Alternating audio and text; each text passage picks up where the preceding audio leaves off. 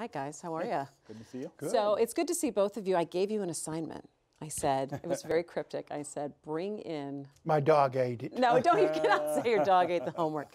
So I bring in a story that's intrigued you this week. I have two that are kind of intriguing, but I'm going to start with Nolan first. Well, you know, I think you have to be continuously fascinated with the contradiction between the mood of the nation and the performance of the national economy. They usually go hand in hand. When the economy is booming, the national mood goes up. If you look at the stock market since the first of the year, I mean, it's been phenomenal. But today, at the Detroit Economic Club, their annual economic outlook survey, the business owners are extraordinarily optimistic about Michigan and its future. 80% said they would recommend this as a good place to do business. You compare that to just a few years ago when we were at the bottom of every ranking. Another study said their businesses in the state are prepared to create hundreds of new businesses and thousands of new jobs over the course of this year. This is really boom times in Michigan, driven in part by the comeback of the auto industry, strong comeback there, and good policies that were put in place by the Snyder administration when he came in. We have addressed a lot of our problems, and still there's this underlying discontent. Incomes are starting to go up. African-American unemployment is at near historic lows, and yet still we have a sense that things are wrong. I mean, people are watching the income growth. And people are underemployed, is what it is. Fewer now than people are all the time. Working harder for less money than they were before the recession. And some of that is about, you know, the fundamental shifts in the economy, the training gap that exists, and you know, there's some efforts to fix that thing. But until people start to feel like their lives are better or easier or that there's more opportunity, they're not going to feel like the things that are happening are true. The stock market is booming, and if you're somebody who's an investor, that's great. Well, but it's due for a correction, though, and that's what I think people are watching. Some people think now with the tax cuts, it'll go on for another year. And if you look at Michigan, it's finally catching up, and it feels like we're finally getting there. We did start in a hole, but are we now prepared for when the next downturn is coming? I don't know that. I think the tax cuts and deregulations change that dynamic somewhat. Now, there's a lot of things that could go wrong. We could make a really bad trade decision and throw this country into recession. We could make some really stupid moves on immigration and choke off sort of the labor pipeline. Think of how many people don't own any stock, right? Don't have stock to try to pay their kids' college tuition, don't have investments to try to get their retirement shored up from Social Security. This misses an awful lot of people. And in a state like Michigan, it misses more people than it does in other states. Until you fix, again, this wage gap, which is not getting narrower, it is growing, more and more people being left behind, they're going to still continue to be frustrated. Well, let me ask you about this. And Nolan brought up talking about the tax cuts and what the Trump administration did. And we're starting to see, I think Walmart just came out this week and said, we're going to raise our starting wage significantly because of the tax break that we are going to be receiving. And then they're also going to be tacking on paid maternity leave for their full-time employees for the first time. Will we start to see companies do some different things like that, like bringing up the wages, Target bringing up their hourly wage as well, and wanted to bring it up to $15 an hour by 2020. Well, I mean, as the workforce availability sort of goes down, I mean, as the number of workers available goes down because employment rises, then wages should rise as a result. We haven't seen that historically. It's been years and years and years since that's been true. Well, we have too many people sitting on the sidelines. Too many people who should be working are sitting on the sidelines and are not counted in that unemployment number. That's got to catch up. So why are they sitting on the sidelines? You know, a lot of people were washed out in the recession, never got back in. There's a whole lot of more people collecting disability payments now. I think we doubled our disability, Social Security disability payments. So there's non-work incentives that we still have to deal with. But I think you see with the examples you mentioned, we are seeing already the payoff. Again, I think if we support it with other smart policies, we are in for a stretch of really good times. We've had a long recovery out of the 2008 recession, but it's been a very slow growth recovery. So I think there's room in this economy to expand still. All right, I'm going to bring up one of my headlines and topic of discussion. I think you cannot talk to anybody without talking about Oprah and President Trump, and the idea that the speech that she gave at the Golden Globes Awards when she received that award was mesmerizing, and I thought it was very impactful, but I thought it was an interesting leap that all of a sudden people said Oprah should run for president. So elevating from a very powerful speech that she said things that many people have been waiting for someone prominent to say to them, to then saying that she should run for office. And it got me to thinking a little bit about what do we think about what the presidency has become and who should be running for president. And I'm going to let you talk about that. Yeah, we talked a lot about this on Detroit today and talked to someone who knows Oprah pretty well about sort of her place. Friend of Oprah. As well as someone who's done a documentary about her. But you know, there's two things that work here. One is the whole crossover between celebrity and politics, which is not new. No. And you know, we've lived with that for a very long time. But there's also this new Trump dynamic, which is that you have, for the first time, a president who's had no prior political experience. And there's a real question about what that means. What does that change in the culture in terms of the expectation there? I don't think, given the fact that Trump is president, that it's surprising that people now flock to someone like Oprah, and maybe more enthusiastically than they would have, you know, just 2 years ago, because he's the president. But, you know, is it real? I think that's another real substantive question that we don't know the answers to and won't for a long time. But remember, if somebody told you that Donald Trump was really going to run for president and really win 3 years ago, you would have been laughed at. I would, so. yeah, I would have thought that was kind of crazy. I would make the argument, though, and I have to people this week, that Oprah can affect more change not being president, that she could, I'd love to see her up on Capitol Hill. I'd love to see her knocking on legislators' doors and saying, all right, we need to start looking at some different policy.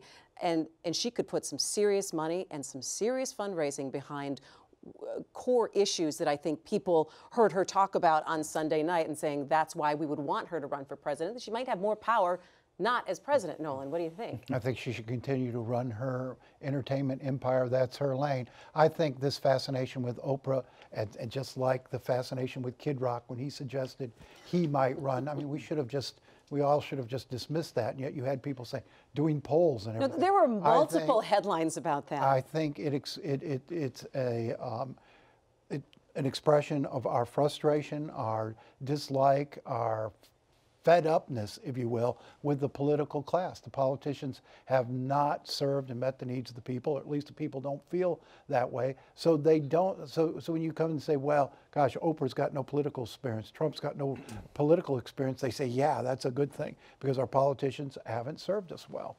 Interesting. All right, Stephen, what did you find that you liked? So Justin Amash, congressional representative from the west side of the state, is a co-sponsor of a bill that would change the FISA courts so that they have to get warrants before they go trolling through your email and your phone records. He's co-sponsor with a Democrat from California. It's sort of a piece of a larger debate about that FISA court, about the FISA law, the surveillance that came out of 9/11. That's taken some interesting turns this week. I mean, the president has said that this is one of the things that the Obama administration used against him. At the same time, Republicans want to sort of re-up the law. But this idea of the warrantless searches, I think, is going to end up being a big point of contention and debate in Washington. I mean, it's unprecedented in our history, the idea that they can do that, and they have done it, I think, to real damaging effect. So it's a bipartisan proposal. Does he think he has the support, though, to get it through? Yeah, I think, you know, people thought that this would maybe pass, except that the confusion that Trump, of course, threw into the whole question of FISA this week, I think puts that in jeopardy as well. Well, but Republicans are incentivized on this because the whole FISA process may have been misused and abused in listening in on his campaign and there's no evidence of that. No evidence of what?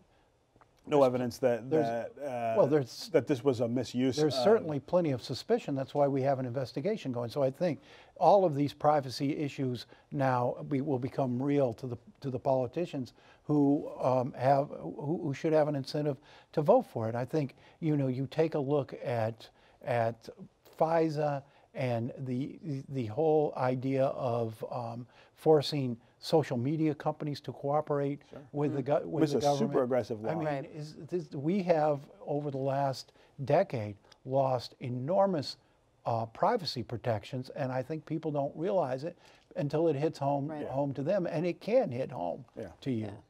Something I wanted to bring up real quick as well is talking about regional transit and the possibility of something being on the 18 ballot, and the county executives along with Mayor Mike Duggan talking a little bit about it, saying, well, we're working on something. We don't quite have an announcement just yet, and that Warren Evans seems to be leading the charge here. And it got me to thinking, what does Mark Hackel need to hear from Macomb County, and what does Brooks Patterson need to hear from Oakland County in order for them to say, not only are we saying we're not against it, but we're not going to openly campaign for it, but to say we're openly on board with something that would be on the ballot. Both of them say that they need to have their constituents get more direct benefit from. But what does that look like, though, I guess? Well, I mean, northern Oakland County was left largely out of the plan that failed in 2016. 2016.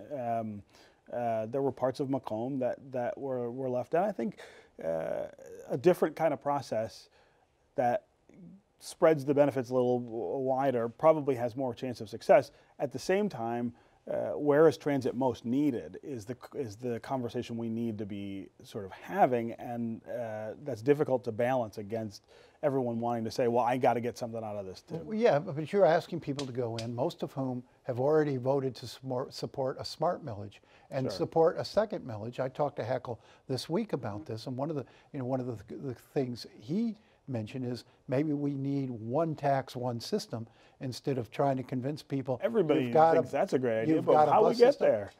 You've got to go. That's not going to happen by the fall of 18.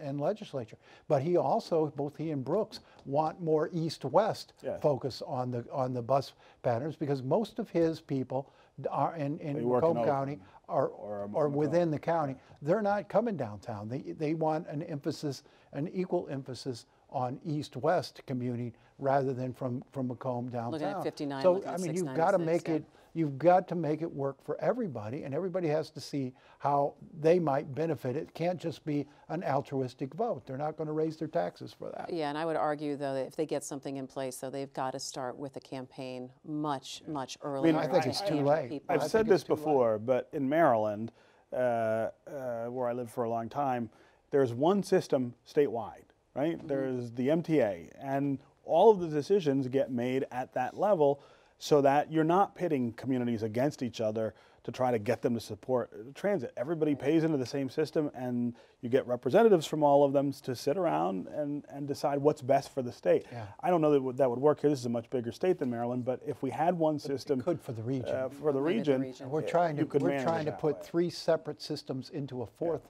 system. People don't understand that, and what they know is, I mean, people say, well, Metro Detroit won't support transit.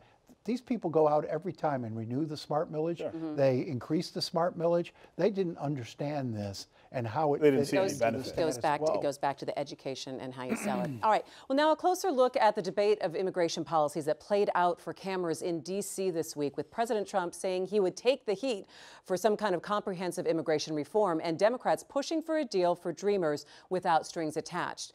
To add to the pressure here, this week a federal judge blocked Trump's plan to end DACA in March. There are about 6,700 DACA recipients in Michigan, 700,000 nationwide, who have jobs, pay taxes, are going to school, and are making a life here. We met one young man at a rally in Southwest Detroit just a few months ago. Take a look. When our children are under attack, what do we do? Stand up, fight back! God bless you all. So right now we have a DACA recipient stepping up to tell his story. Lincoln Park resident Juan Gonzalez grew up in Detroit. So I came at the age of 1. I've been here for 23 years now. Now he goes to Wayne State and works at Quicken Loans. I have 3 siblings who were born after me, and they were all born here, so they're all American citizens. with DACA, I was able to get a job, buy a house, buy a car, go to school full-time, work full-time. It's been a great time, honestly. It's been marvelous. But now that's all in danger. I know that a lot of people in my situation are afraid to come out, and I don't want to live in the shadows. I'm not going to do that because I feel like I'm an American, and I'm going to stand up for my rights. I don't ask for Congress. I don't ask for President Trump to do any of this. I demand it. It's not just retweets and liking things on Facebook. We have to come out and do this. We have to scream. We have to yell. We have to make people listen to us. I mean, we're losing Americans here. It's people who love this country. I was literally willing, and still am, willing to serve this country in the U.S. Armed Forces. I'm willing to put my life on the line because I feel like I'm an American. We can't give up hope. I mean, we're still here. So while we're still here, let's fight. That's what we have to do. The debate is getting complicated in Washington, and just, I believe today you had Tim Cook from Apple, you had Zuckerberg from Facebook, and you also had Jeff